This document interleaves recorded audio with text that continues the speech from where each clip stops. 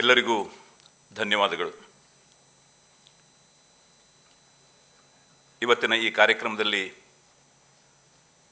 ಉಪಸ್ಥಿತರಿರುವಂಥ ಈ ಗ್ರಂಥಕರ್ತರು ಆತ್ಮೀಯರಾದಂಥ ಉಲ್ಲಾಸ್ ಕಾರಂತ್ ಅವರೇ, ಕ್ಷಮಾರಾವ್ ಅವರೇ, ಮಾಲವಿಕಾ ಕಪೂರ್ ಅವರೇ,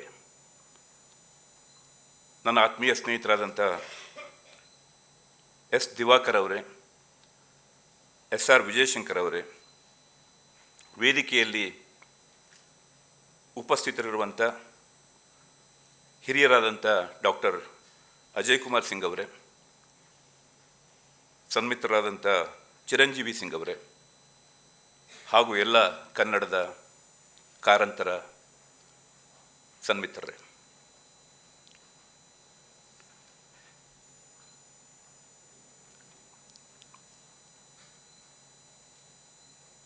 ಕಾರಂತರು ಶಿವರಾಮ್ ಕಾರಂತರು ನಿಧನರಾಗಿ 29 ವರ್ಷಗಳ ನಂತರ ಈ ಪುಸ್ತಕ ಹೊರಬರ್ತಾ ಇದೆ. ಬಹುಶಃ ಅವರು ಬದುಕಿದ್ದಾಗ ಈ ಪುಸ್ತಕವನ್ನೇನಾದರೂ ಅವರ 3 ಮಕ್ಕಳು ಬರೆದಿದ್ದರೆ ಬಹುಶಃ ಅದರಲ್ಲಿ ಒಂದಷ್ಟು ಪೂರ್ವಾಗ್ರಹ ಇರ್ತಿತ್ತೇನೋ, ಅಥವಾ ಅವರು ತೀರ್ಕೊಂಡ ನಂತರ 1-2 ವರ್ಷಗಳ ನಂತರ ಬಂದಿದ್ದರೆ ಬಹುಶಃ ಅದರಲ್ಲಿ ಹೆಚ್ಚು ಸಹಾನುಭೂತಿ, ಅನುಕಂಪ ಅಥವಾ ಒಂದು ಶೋಕ ತಪ್ತವಾದಂಥ ಭಾವನೆ ಇರುತ್ತಿತ್ತೇನು.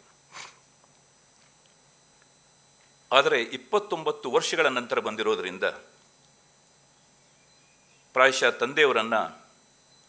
ತಂದೆಯವರಾಗಿ, ಒಬ್ಬ ಮೇರು ವ್ಯಕ್ತಿಯಾಗಿ, ಹಾಗೂ ಇನ್ನೊಂದು 3ನೇ ಆಯಾಮದಲ್ಲಿ ನೋಡಲಿಕ್ಕೆ ಸಾಧ್ಯ ಆಗುವ ರೀತಿಯಲ್ಲಿ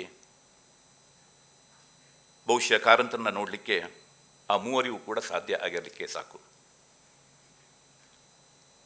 ಕಾರಂತರು ಒಂದೇ ತೆಕ್ಕೆಗೆ ಸಿಗುವಂತಹ ಒಬ್ಬ ವ್ಯಕ್ತಿಯಲ್ಲ. ಸಾಮಾನ್ಯವಾಗಿ ದೊಡ್ಡ ವ್ಯಕ್ತಿಗಳ ಮಕ್ಕಳಿಗೆ ಅಥವಾ ಅವರ ಹೆಂಡತಿಗೆ ತಮ್ಮ ತಂದೆಯನ್ನು ಅಥವಾ ತನ್ನ ಗಂಡನನ್ನು ಅರ್ಥ ಮಾಡಿಕೊಳ್ಳುವಂಥದ್ದು ಬಹಳ ಕಷ್ಟ. ನಾನು ಇದು ಹೇಳಿದ್ರೆ ಎಷ್ಟು ಸರಿನೋ ಗೊತ್ತಿಲ್ಲ, ಆದರೂ ಹೇಳ್ತೀನಿ. ವಾಮನ್ ಬೇಂದ್ರೆಯವರನ್ನು ನಾನು ವಿದ್ಯಾರ್ಥಿ ದೆಸೆಯಲ್ಲಿದ್ದಾಗ ಧಾರವಾಡದಲ್ಲಿ ಒಮ್ಮೆ ಭೇಟಿ ಮಾಡಿದ್ದೆ. ವಾಮನ್ ಬೇಂದ್ರೆಯವರ ಹತ್ರ ಕೇಳಿದೆ, ನಿಮ್ಮ ತಂದೆಯವರ ಬಗ್ಗೆ ನಿಮಗೆ ಏನನ್ಸುತ್ತೆ ಅಂತ. ನಾವು ಆಗಾಗ ಭೇಟಿ ಮಾಡ್ತಾ ಇದ್ದೆ ನಾನು ಅವ್ರನ್ನ. ಅವ್ರ ಬಗ್ಗೆ ಏನು ಹೇಳಲಿಕ್ಕಿದೆ, ಒಂದಷ್ಟು ಕವನಗಳನ್ನು ಬರೆದಿದ್ದಾರೆ, ಆ ಕವನಗಳನ್ನೆಲ್ಲವನ್ನು ಸೇರಿಸಿ ಪುಸ್ತಕವನ್ನು ಮಾಡಿದ್ದಾರೆ, ಅದಕ್ಕೊಂದು ಜ್ಞಾನಪೀಠ ಪ್ರಶಸ್ತಿ ಬಂದಿದೆ. ಅವರ ಮಗನಾಗಿದ್ದಕ್ಕಾಗಿ ನಾನು ಒಂದಷ್ಟು ವಿಮರ್ಶೆಯನ್ನು ಮಾಡಿದ್ದೇನೆ. ಅಪ್ಪನ ಬಗ್ಗೆ ಏನೂ ತಿಳ್ಕೊಳ್ಳದೆ ಹೋದರೆ ತಪ್ಪಾಗಿ ಭಾವಿಸ್ತಾರೆ ಅನ್ನುವಂಥ ಕಾರಣದಿಂದ ಒಂದಷ್ಟು ಅವರ ಬಗ್ಗೆ ಬರೆದಿದ್ದೇನೆ. ನನಗೆ ಬಹಳ ನಿರಾಸೆ ಆಯಿತು ಅಂತ, ಹಾಗೆ ಸಂತೋಷನೂ ಆಯಿತು. ಸಂತೋಷ ಯಾಕಾಯಿತು ಅಂತಂದರೆ ಅವರು ವಾಸ್ತವವಾದಂಥ ಒಂದು ಅಭಿಪ್ರಾಯವನ್ನು ಹೇಳಿದ್ದಾರೆ ಅನ್ನುವಂಥ ಕಾರಣದಿಂದ. ಬೇಸರ ಯಾಕಾಯಿತು ಅಂತಂದರೆ ಮಗನಿಗೆ ತಂದೆ ಅರ್ಥನೇ ಆಗಲಿಲ್ವಲ್ಲ, ಇಡೀ ಜಗತ್ತೇ ಕೊಂಡಾಡ್ತಾ ಇದೆ, ಆದರೆ ಅವರ ಮಗನಿಗೆ ತಂದೆಯ ಪರಿಚಯ ಆಗಲಿಲ್ವಲ್ಲ ಅಂತೇಳಿ ಅನ್ನಿಸ್ತು. ಇದು ವಾಮನ ಬೇಂದ್ರೆಯವರ ತಪ್ಪಲ್ಲ, ಬೇಂದ್ರೆಯವರ ಒಂದು ವಿರಾಟ ಸ್ವರೂಪ ಅದು. ನಾವು ಸಮುದ್ರಕ್ಕೆ ಹೋದರೆ ಯಾರ್ಯಾರು ಅವರವರ ಸಾಮರ್ಥ್ಯಕ್ಕೆ ಅನುಸಾರವಾಗಿ ಅಲ್ಲಿಂದ ನಾವು ನೀರನ್ನು ಮೊಕ್ಕೊಂಡು ಬರ್ತೀವಿ.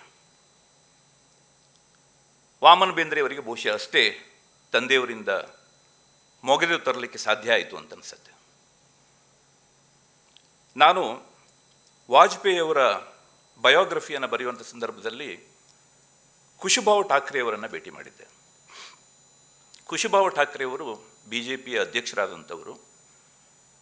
ವಾಜಪೇಯಿಯವರ ಜೊತೆಗೆ ಸುಮಾರು 60 ವರ್ಷಗಳ ಕಾಲ ನಿರಂತರವಾದಂಥ ಒಂದು ಸಂಪರ್ಕವನ್ನು ಇಟ್ಕೊಂಡಂಥವರು. ನಾನು ಅವರ ಹತ್ರ ಕೇಳಿದೆ, ವಾಜಪೇಯಿಯವರ ಬಗ್ಗೆ ನನಗೆ ನಿಮ್ಗೆ 1 ಗಂಟೆ ನಿಮ್ಮ ಜೊತೆಗೆ ಮಾತಾಡಲಿಕ್ಕೆ ನಮ್ಗೆ ಸಮಯ ಬೇಕು ಅಂತ ಹೇಳಿದೆ. ಆಯಿತು ಬನ್ನಿ ಅಂತ ಹೇಳಿದರು. ಅವರ ದಿಲ್ಲಿಯ ಮನೆಯಲ್ಲಿ ಅವರನ್ನು ಭೇಟಿ ಮಾಡಿದೆ. 60 ವರ್ಷ ಒಬ್ಬ ಜೊತೆಗೆ ಕಳೆದಂಥವರು. ನಾನು ಸಾಕಷ್ಟು ವಿಷಯಗಳನ್ನು ಅವರ ಬಗ್ಗೆ ಹೇಳಬಹುದು ಅಂತೇಳಿ ನಾನು ಭಾವಿಸಿದ್ದೆ. ಅವರು ಮಧ್ಯಪ್ರದೇಶದಲ್ಲಿ ಓದ್ತಾ ಇರುವಂಥ ಸಂದರ್ಭದಲ್ಲಿ ವಾಜಪೇಯಿ ಅವರು ತುಂಬ ಕಿಲಾಡಿಯಾಗಿದ್ದರು. ಸ್ಕೂಲಲ್ಲಿ ಯಾವುದೋ ಒಂದು ಕಲ್ಲಿನ ಹಿಂದೆ ಹೋಗಿ ಅಡ್ಕೊಳ್ತಾ ಇದ್ದರು. ನಾವೆಲ್ಲ ಹೋಗಿ ಅವ್ರನ್ನ ಹುಡುಕ್ತಾ ಇದ್ವಿ ಅಂತೇಳಿ ಹೇಳಿದರು. ಕೊನೆಗೆ ಇನ್ನೊಂದು ಯಾವುದಾದ್ರೂ ಘಟನೆಯನ್ನು ಹೇಳ್ತೀರಾ ಅಂತ ಕೇಳಿದೆ. ಇಲ್ಲ, ನನಗೆ ಇದು ಒಂದೇ ಘಟನೆ ನೆನಪಿಗೆ ಬರುವಂಥದ್ದು ಅಂತ ಹೇಳಿದರು. ನಾನೊಂದು 5 ನಿಮಿಷ ಆಯಿತು, 10 ನಿಮಿಷ ಆಯಿತು, ಇನ್ನೇನಾದರೂ ಬೇರೆ ಏನಾದರೂ ನೆನಪು ಮಾಡಿಕೊಡಿ ಅಂತ ಹೇಳಿದೆ. ಇಲ್ಲ, ನನಗೇನು ಬೇರೆ ಯಾವುದೇ ಘಟನೆ ನೆನಪು ಬರ್ತಾ ಇಲ್ಲ ಅಂತ ಹೇಳಿದರು. ಮುಂದಿನ ಒಂದು 20-25 ನಿಮಿಷ ನಮ್ಮ ಇಬ್ಬರ ಮಧ್ಯದಲ್ಲಿ ಮೌನವೇ ಆವರಿಸಿತ್ತು. ನಾನು ಅವರ ಜೊತೆಗೆ ಸಂವಾದ ಮಾಡಿದ್ದನ್ನು ಪುಸ್ತಕ ರೂಪದಲ್ಲಿ ಬರೀಬೇಕು ಅಂತ ಹೇಳಿದರೆ ಒಂದು 20 ಪುಟ ಖಾಲಿ ಬಿಡಬೇಕಾಗಿತ್ತು ಅಂತ. ಏನು ಹೇಳಲೇ ಇಲ್ಲ ಅಂತವರು. ಅಂದರೆ 60 ವರ್ಷ ಒಬ್ಬ ಜೊತೆಗೆ ಒಬ್ಬ ವ್ಯಕ್ತಿಯನ್ನು ನೋಡಿದರೂ ಕೂಡ ಅವರು ಯಾರು ಅನ್ನುವಂಥದ್ದು ಅವರಿಗೆ ಅರ್ಥವೇ ಆಗಿರಲಿಲ್ಲ ಅಂತ. ಇದು ನಮ್ಮೆಲ್ಲರ ಒಂದು ಬಹಳ ದೊಡ್ಡ ಸಮಸ್ಯೆ. ಇದು ನೀವು ದೊಡ್ಡ ದೊಡ್ಡ ವ್ಯಕ್ತಿಗಳ ಮಕ್ಕಳನ್ನು ಕೇಳಿ, ಅವರ ತಂದೆಯವರು ಏನು ಅನ್ನುವಂಥದ್ದು ಅವ್ರಿಗೆ ಗೊತ್ತೇ ಇರೋದಿಲ್ಲ, ಅವ್ರ ಮಹತ್ವವೇ ಗೊತ್ತಿರಲ್ಲ. ಆ ವ್ಯಕ್ತಿಗೆ ಇಡೀ ಜಗತ್ತು ಅವ್ರನ್ನ ಎಲ್ಲವೂ ಕೂಡ ಸಂಭ್ರಮ ಪಡಿಸ್ತಾ ಇರ್ತಾರೆ, ಅವ್ರನ್ನ ಹೆಗಲ ಮೇಲೆ ಕೂಡ್ರಿಸ್ಕೊಂಡು ಮೆರೆಸ್ತಾ ಇರ್ತಾರೆ. ಆದರೆ ಮನೆಯಲ್ಲಿ ಅವರು ಬಹಳ ನಿಕೃಷ್ಟರಾಗಿರ್ತಾರೆ ಅಂತ. ಯಾಕೆ ಅಂತಂದ್ರೆ ಆ ವ್ಯಕ್ತಿತ್ವ ಇವರಿಗೆ ಗೊತ್ತಾಗಿರಲ್ಲ. ಆದರೆ ಕಾರಂತರನ್ನ ಒಂದು ಪುಸ್ತಕದಲ್ಲಿ ಹಿಡಿದು ಇಡುವಂಥದ್ದು ಬಹಳ ಕಷ್ಟವಾದಂಥ ಒಂದು ಕೆಲಸ. ನಾನು ಹೀಗಾಗಿ ಉಲ್ಲಾಸ್ ಈ ಪುಸ್ತಕವನ್ನು ಬರೆದು ಕೊಟ್ಟಾಗ, ಅಂದರೆ ಇಂಗ್ಲೀಷ್ ಪುಸ್ತಕವನ್ನು ಗ್ರೋಯಿಂಗ್ ಅಪ್ ಕಾರಂತನ ಕೊಟ್ಟಾಗ ನನಗೆ ಬಹಳ ಕುತೂಹಲ ಇತ್ತು, ಹೇಗೆ ಬರೆದಿರ್ಬೋದು. ಸಾಮಾನ್ಯವಾಗಿ ಸಾರ್ವಜನಿಕ ವ್ಯಕ್ತಿಗೆ, ಅದರಲ್ಲೂ ಕಾರಂತರಂಥ ಒಬ್ಬ ವ್ಯಕ್ತಿಗೆ 2 ಅಲ್ಲ 3 ಅಲ್ಲ 4 ಅಲ್ಲ 10 ಆಯಾಮಗಳಿರುತ್ತೆ. ಅಂದರೆ ಇಡೀ ಜಗತ್ತು ನೋಡುವಂಥದ್ದು, ಅವರು ಹೇಗಿರ್ತಾರೋ ಆ ರೀತಿಯಾದಂಥ ಒಂದು ಆಯಾಮ, ನಾವು ಕಲ್ಪಿಸಿಕೊಂಡಿರುವಂಥ ಒಂದು ಆಯಾಮ, ಬೇರೆಯವರು ಹೇಳಿದಂಥ ಅಭಿಪ್ರಾಯಗಳನ್ನು ಸೇರಿಸಿ ನಮ್ಮ ಅಭಿಪ್ರಾಯವನ್ನು ರೂಪಿಸಿಕೊಳ್ಳುವಂಥ ಇನ್ನೊಂದು ಆಯಾಮ. ಹೀಗಾಗಿ 10 ಆಯಾಮಗಳಿರುತ್ತೆ. ಆ ಎಲ್ಲ ಆಯಾಮಗಳಲ್ಲಿ ಈ ವ್ಯಕ್ತಿಯನ್ನು ಹಿಡಿದಿಡುವಂಥದ್ದು ತುಂಬ ಕಷ್ಟ. ಹೀಗಾಗಿ ನನಗೆ ತುಂಬ ಕುತೂಹಲ ಇತ್ತು, ಈ ಪುಸ್ತಕ ಹೇಗಿದ್ದಿರ್ಬೋದು ಅಂತ. ಆದರೆ ನಾನು ಬಹುಶಃ 2 ದಿವಸದಲ್ಲಿ ಆ ಪುಸ್ತಕವನ್ನು ಓದಿದೆ. ಇವರು ಎಲ್ಲೂ ಕೂಡ ತಂದೆ ಅಂತ ಹೇಳಿ ಆ ಗ್ಲೋರಿಫಿಕೇಶನ್ ಇರಲಿಲ್ಲ, ವೈಭವೀಕರಣ ಇರಲಿಲ್ಲ. ಹಾಗಂತೇಳಿ ತಂದೆಯನ್ನು ಕ್ರಿಟಿಸೈಸ್ ಮಾಡುವಂತಹ ಒಂದು ಭಾವನೆಯೂ ಕೂಡ ಇರಲಿಲ್ಲ ಅಲ್ಲಿ. ಕಾರಂತರನ್ನ ಕಾರಂತರ ಹಾಗೆಯೇ ನೋಡುವಂಥದ್ದು, ಅವರ ಮಕ್ಕಳಾಗಿ ನೋಡುವಂಥದ್ದು, ಅಥವಾ ಮೂರನೆಯವರಾಗಿ ನೋಡುವಂಥದ್ದು, ಆ ಎಲ್ಲ ಸಂಗತಿಗಳನ್ನು ಕೂಡ, ಆ ಆಸ್ಪೆಕ್ಟ್ಗಳನ್ನು ಈ ಪುಸ್ತಕಗಳಲ್ಲಿ ಬಹಳ ಚೆನ್ನಾಗಿ ಗುರುತಿಸ್ಬೋದು.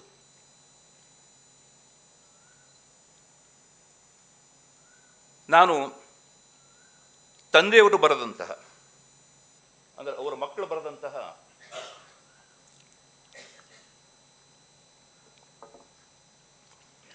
ಅನೇಕ ಕೃತಿಗಳನ್ನು ನಾನು ಓದಿದ್ದೀನಿ. ಅದರಲ್ಲಿ ಮಕ್ಕಳು ಅಥವಾ ಹೆಂಡತಿ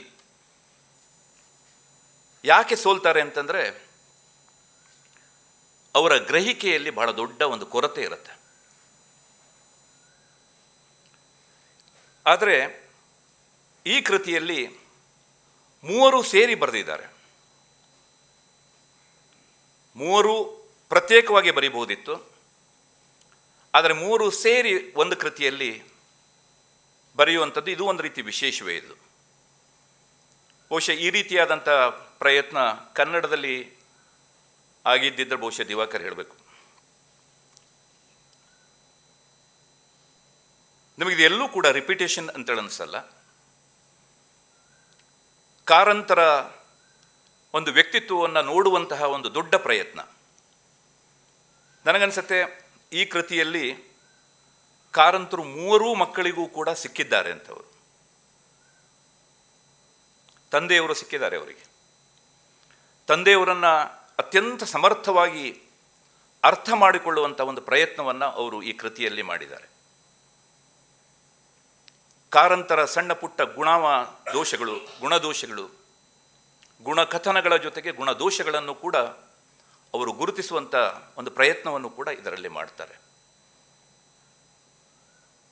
ಕಾರಂತರು ನಮ್ಮ ಕಣ್ಣಿಗೆ ಎಷ್ಟು ದೊಡ್ಡವರಾಗಿ ಕಾಣ್ತಾರೋ ಅದನ್ನು ಅವರು ಹೇಳದೇನೆ ನಮ್ಮ ಮನಸ್ಸಿನಲ್ಲಿ ಅದನ್ನು ಸ್ಥಾಯಿ ರೂಪದಲ್ಲಿ ಇಡುವಂಥ ಒಂದು ಪ್ರಯತ್ನವೂ ಕೂಡ ಈ ಕೃತಿಯಲ್ಲಿ ಇದೆ. ಬಹುಶಃ ಇದು ಕಾರಂತರಿಗೆ ಅವರ ಮಕ್ಕಳು ಸಲ್ಲಿಸಿದಂಥ ಬಹಳ ದೊಡ್ಡ ಶ್ರದ್ಧಾಂಜಲಿ ಅಂತೇಳಿ ನಾನು ಅಂದ್ಕೊಂಡಿದ್ದೇನೆ. ಅದನ್ನು ನಾವು ಶ್ರದ್ಧಾಂಜಲಿ ಸಲ್ಲಿಸ್ತಾ ಇದ್ದೇವೆ ಅನ್ನುವಂಥದ್ದನ್ನು ಹೇಳದೆ ಆ ರೂಪದ ಒಂದು ಭಾವನೆ ಈ ಅಕ್ಷರಾಂಜಲಿಗಳಲ್ಲಿ ಬಂದಿರುವಂಥದ್ದನ್ನು ನಾವು ಇದರಲ್ಲಿ ಕಾಣ್ತೇವೆ ಅಂತ. ನಿಜಕ್ಕೂ ಇದು ಒಂದು ರೀತಿ ಐ ಎಂಜಾಯ್ಡ್ ದಿ ಟ್ರಾನ್ಸ್ಲೇಷನ್. ನಾನು ಈ ಕೃತಿಯಲ್ಲಿ ಸುಮಾರು 10 ಪುಟಗಳ ನನ್ನ ಮತ್ತು ಕಾರಂತರ ಸಣ್ಣ ಅನುಸಂಧಾನ, ನನ್ನ ಒಡನಾಟ ಮತ್ತು ಅವರ ಕೃತಿಗಳ ಬಗ್ಗೆ ನನ್ನ ಅಭಿಪ್ರಾಯವನ್ನು ಕೂಡ ನಾನು ಇದರಲ್ಲಿ ಬರೆದಿದ್ದೇನೆ. ನಾನು ಅದರ ಬಗ್ಗೆ ಹೇಳಲಿಕ್ಕೆ ಹೋಗೋದಿಲ್ಲ.